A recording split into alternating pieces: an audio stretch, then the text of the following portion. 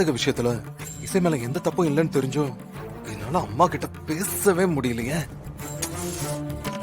கடைசியில ஃபேக்டரி இசை பேருக்கு ரெஜிஸ்டர் பண்ண முடியாதுன்னு அம்மா சொல்லிட்டாங்களே. இப்ப என்ன பண்றது?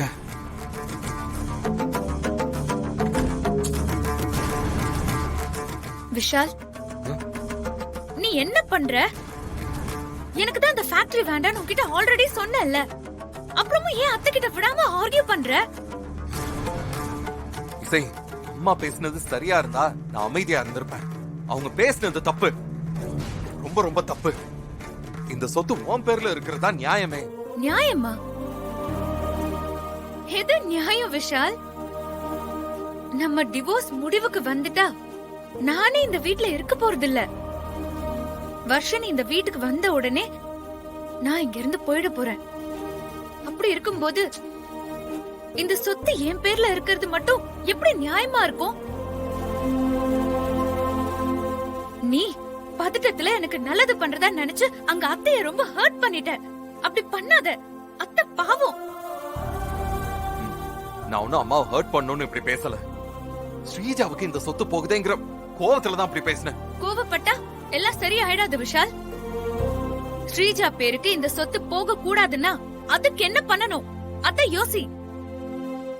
அதை விட்டுட்டு என் வாழ்க்கைய பாதுகாக்கிறேன்னு நீ தேவையில்லாம எதுவும் பண்ணிட்டு இருக்காத. என்ன என்ன என்ன இந்த சொத்து ஸ்ரீஜா பேருக்கு போகாம இருக்க என்ன பண்ணுமோ அத பண்றேன். போதுமா?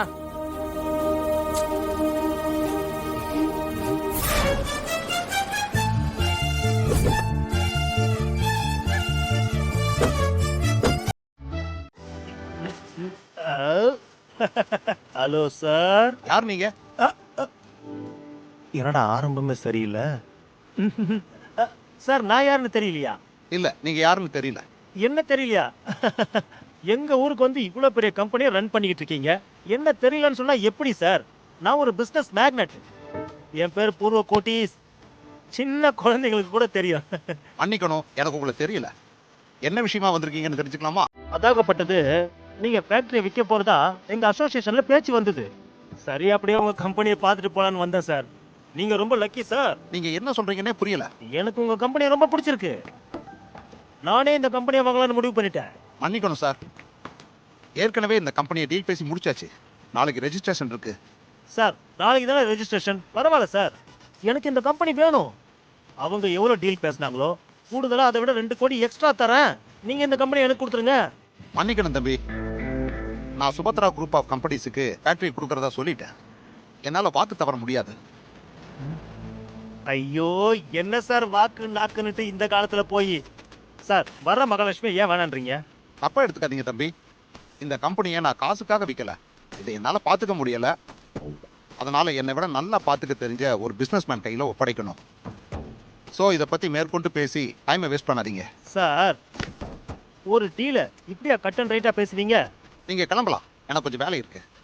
அப்போ நான் சொன்னதை நீங்கள் கேட்குறதா இல்லை? காரில் வந்திருக்கீங்களா? புரியுது சார், நான் போகிறேன். அக்கா, என்ன வர்ஷினி, ரொம்ப நேரமா வெயிட் பண்றீங்களா? எவ்வளவு நேரம் ராகவ்? எத்தனை தடவை ஃபோன் பண்றது? நீங்க ஏன் எடுக்கல?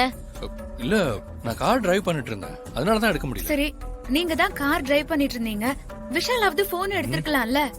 ஏற்கனவே பிளான் சொதப்பிடுச்சுன்னு செம அப்செட்ல இருக்கிறோம். அதான் கால் எதுவும் அட்டன் பண்ண முடியல. என்னது பிளான் சொதப்பிடுச்சா? என்ன சொல்ற விஷால்? ஆமா இசை, நாம பிளான் பண்ண மாதிரி என் ஃப்ரெண்டு இளைய ரகுமான் ராஜாவை அந்த மல்ஹோத்ரா கிட்ட ஃபேக்டரியை வாங்கிக்கிறேன்னு சொல்லி பணம் கூட அதிகமா தரோன்னு டீல் பேசி பார்த்தோம். ஒரு யூஸும் இல்ல. இசை, நாங்க ஃபேக்டரிக்கு போனப்ப அந்த மல்ஹோத்ரா எங்ககிட்ட என்ன சொன்னாரோ அதே தான் விஷாலோட ஃப்ரெண்டுகிட்டையும் சொல்லியிருக்காரு. அந்த மல்ஹோத்ராவோட நோக்கம் எக்ஸ்ட்ரா பணம் கிடையாது. அவருக்கு தேவை அவரை நம்பி இருக்கிற எம்ப்ளாயிஸ ஒரு பாதுகாப்பான நபர்கிட்ட ஒப்படைக்கிறது மட்டும்தான். வாக்கு தவறாத ஆளா இருக்காரு. கூடுதலா பணம் தரோன்னு சொன்னா ஒருவேளை அவர் மனசு மாத்திக்க வாய்ப்பு இருக்கும்னு நினைச்சுதான் இந்த பிளானிய நான் போட்டேன். இப்போ சொதப்பிடுச்சு. இப்ப என்ன பண்றது? இசை, இப்ப அடுத்த பிளான போடுறதுக்கெல்லாம் நேரமே இல்ல. போற போக்க பார்த்தா ஸ்ரீஜாக்கு தான் அந்த ஃபேக்டரி போகும் போல இருக்கு. டேய், அப்படிலாம் சொல்லாதடா. அவன் கைக்கு ஃபேக்டரி எல்லாம் போகவே கூடாது. அதை எப்படியாவது பிளான் பண்ணி தடுத்து நிறுத்தணும். என்ன பண்றதுன்னு தான் ஒன்றும் புரியல.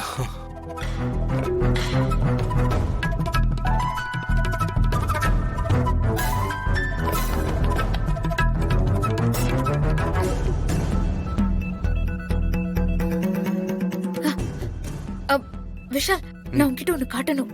என்னது இது? இரு, வெயிட் பண்ணு. என்ன?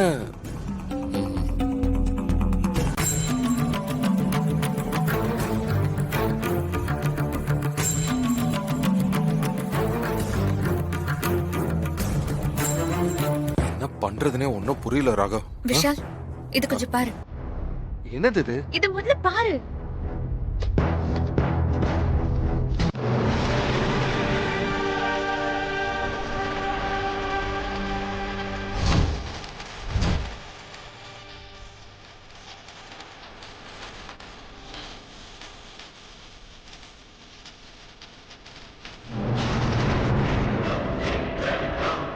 இவரோட ஸ்கெட்ச் எதுக்கு என்கிட்ட கொடுக்குற?